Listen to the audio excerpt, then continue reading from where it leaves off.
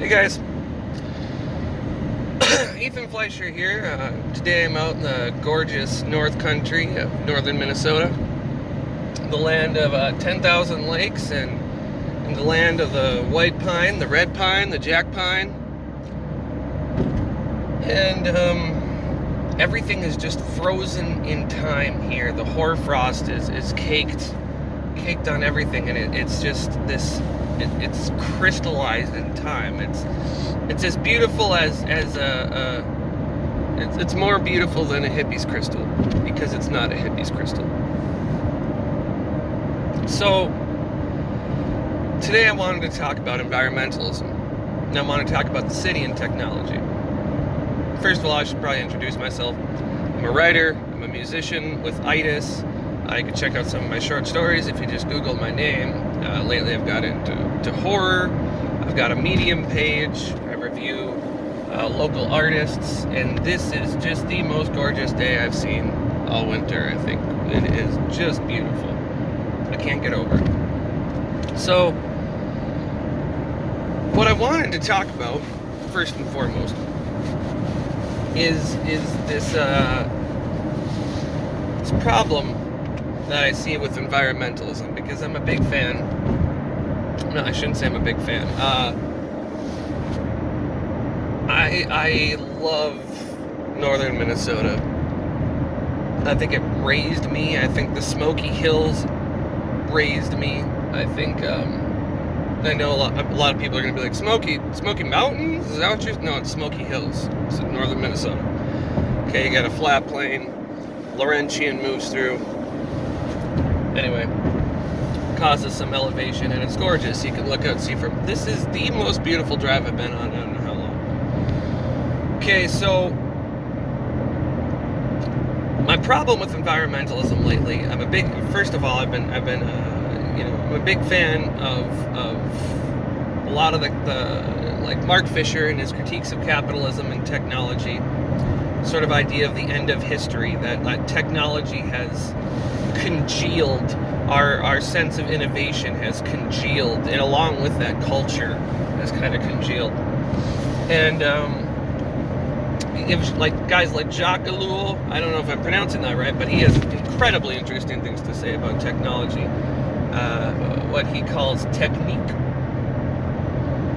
And so I've also read Machiavelli.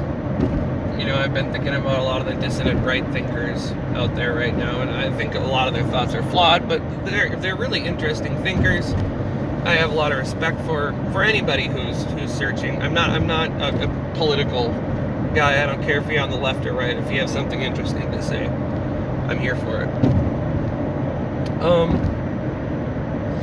But I'm also a hunter. I used to do a lot of fishing. I don't get out much anymore. And my friends are hunters. I grew up a redneck, and a redneck who reads books is a dangerous man, I'll just say that. So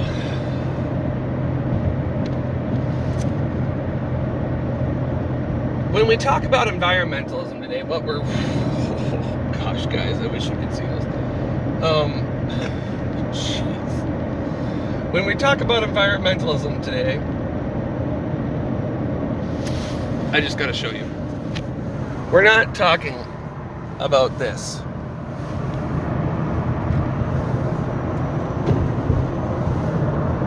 Right? No one's bringing up, I don't know if you can see that, maybe I just showed you absolutely nothing, that's a possibility. But we're not talking about the beauty. We're not talking about specific... You never hear environmentalists talking about, let's say, like the salamander. In Minnesota, salamanders are disappearing. It's weird. Amphibians everywhere are disappearing, right? And we've managed to bring back some of these populations of the large predators and that kind of thing, so we're patting ourselves on the ass, and we're like, man, we got this shit figured out.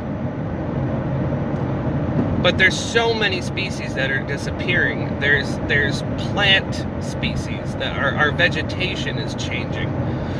And what frustrates me is this all comes down to one topic, and that topic is climate change. And that's what I wanted to talk about. So my beef with the environmentalists today is a lot of it has become entwined with this thing called decolonization. And I've thought a lot about colonization. And partly, I think we are looking at colonization the wrong way. We are being colonized constantly. This phone I'm using is not, it doesn't exist just for my convenience. It exists to colonize human consciousness. We've colonized every aspect of human existence that we could. First, we colonized indigenous cultures, we colonized nature, then we turned it inward. But we've been colonizing things. That's what capitalism does. And in many ways, it works out great for us. I'm not like a complete anti-capitalist, although I think capitalism has reached a point today where I don't really think we're even looking at capitalism anymore. It's this kind of techno-feudal, dystopian nightmare. And I think anybody who can go to a modern day city in America and look around and not feel as if you are standing in some kind of dystopian hellhole. I don't know what your idea of dystopian hellhole is. I'm guessing maybe it's just literally 1984 or something. So the first thing I noticed when I went down to the city was, I'll be moving to the city shortly, which terrifies me. When you stand on any given block, it's impossible to tell where you are. There's no local culture. I think there's some of the more ethnic parts of the city that have managed to retain some aspects of their culture. But this is what corporatization does. It is, at its heart, corporations standardize and universalize the human experience. And when you do that, you're basically sterilizing the culture out of the system. When they talk about things like, what's the gentrification? I don't think we really talk enough about what gentrification actually is. Gentrification isn't just mean, rich white people moving in and forcing people out because why the fuck not? Which, I mean, that kind of is how the conversation goes. It's a bunch of the mean white people terrorizing the poor other people. In reality, is gentrification doesn't care what race you are. Gentrification is about corporatization. Gentrification is the colonization of culture. It's the flattening of culture, I should say. It is the standardization of commerce, the standardization of the human experience. And there's no way to get away from this corporatized social media, the internet, these kinds of things. Our modern technology, we need to wake up and realize the problem with the modern technology isn't just that we're spending too much time on it.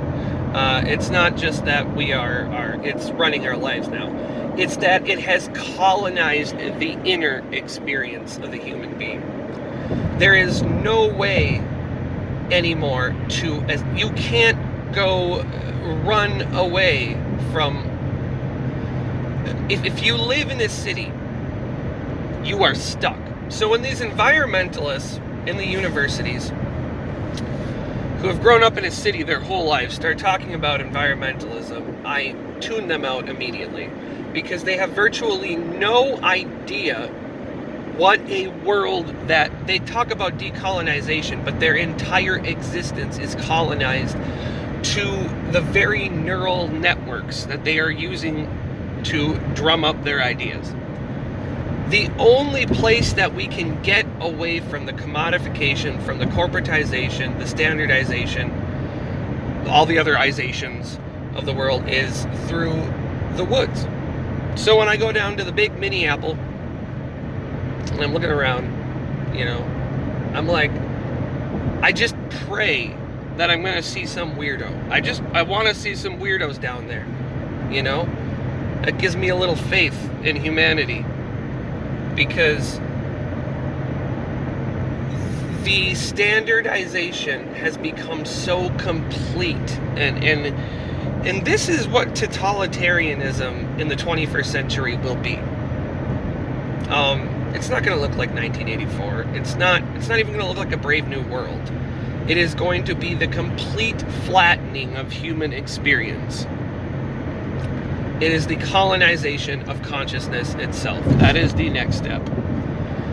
And so, I truly believe the only way we can step outside of the system, I think we have to physically, bodily step outside of the system. That is the only way to do it.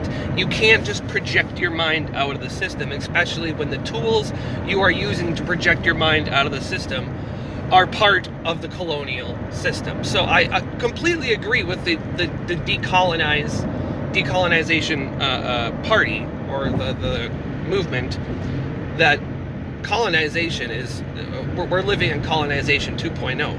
But it is human consciousness. It is the human experience. So an example of this is when feminists talk about patriarchy. They have been colonized. Their movement has been colonized. The climate change movement has been colonized. They are all just tentacles of this system. They are puppets being, played with, because the system isn't stupid. All right, the system, the reason we have social media, the reason things like SEL are being instituted in schools, is because the system understands that data is not the new oil. Data is the elixir of the gods. They are becoming the system, and there's no one bad guy, there's no Illuminati. The system is becoming God. And I think a lot, I think about this in kind of in the ways of like Jacques Ellul. I think this is just a natural outcropping of the colonial state of mind and of the technological system that we were in. It, from the very beginning, it sought to become God. And we were all wrapped up in it, thinking that maybe we'll become gods too, but that's not going to happen. There will be one God, and that will be the system. So the body has been colonized in the city, and the way you can know this is if you're down in the city, try parking somewhere, anywhere. It's a nightmare. In fact, when you think about life in the city, the number one problem that you have as an entity in a city is that you have a body to begin with. As an embodied being, life is miserable for you. Out here, a great way of putting this is when people think of technology in the city, the kinds of technologies that they worry about in the city is ways of escaping the body. So these are online technologies. These are transportation technologies. They're ways of reducing the friction of having a body stacked on top of a million other bodies that you have nothing in common with, and no community and zero culture. It is a standardized human zoo. Now, out here in northern Minnesota, see, I'm a low-tech guy. I just sit in, there we go. Okay, so out here, when rednecks buy technology, they're going to buy a four-wheeler. They're going to buy a boat. They're going to buy a snowmobile. And yes, these aren't exactly great things for, the ecology. But, well, gosh darn it, you silly phone. You son of a bitch. Okay, hold on. Oh shit. Oh shit. Okay, so these are technologies that allow the body to expand. They are built with the assumption that the body can move, that the body has freedom. All right, so these are technologies that are inherently designed with the assumption of bodily freedom. There is no such thing in the city. So from the very beginning, if you are some university student who's lived in a city your whole life and you think you're going to come out and save the wilderness, you do not even understand the most fundamental principles of what existence in wilderness is. The nature of bodily freedom is something foreign in a city. And so these are the things I think we need to start grappling with. I think we need to throw out the climate change stuff for a little bit. Obviously, there's people tackling that, and they're usually billionaires who give zero fucks about wilderness at all. But they'll tell you that they do. Oh man, there's a big old truck, and he's stuck in the he's stuck in the ditch up here. This is life in northern Minnesota. But do not worry, because there is a tractor, good old John Deere, and he's holy shit. So this John Deere tractor just pulled this. This is impressive.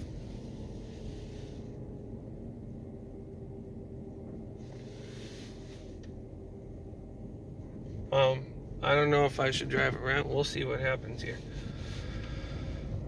Just goes to show, these old, like, this is an old tractor. It's not much, and it just pulled a goddamn semi out, and now they're thanking each other. He's giving his bro a hug. God damn it, I love country living. All right, I'll see you guys later.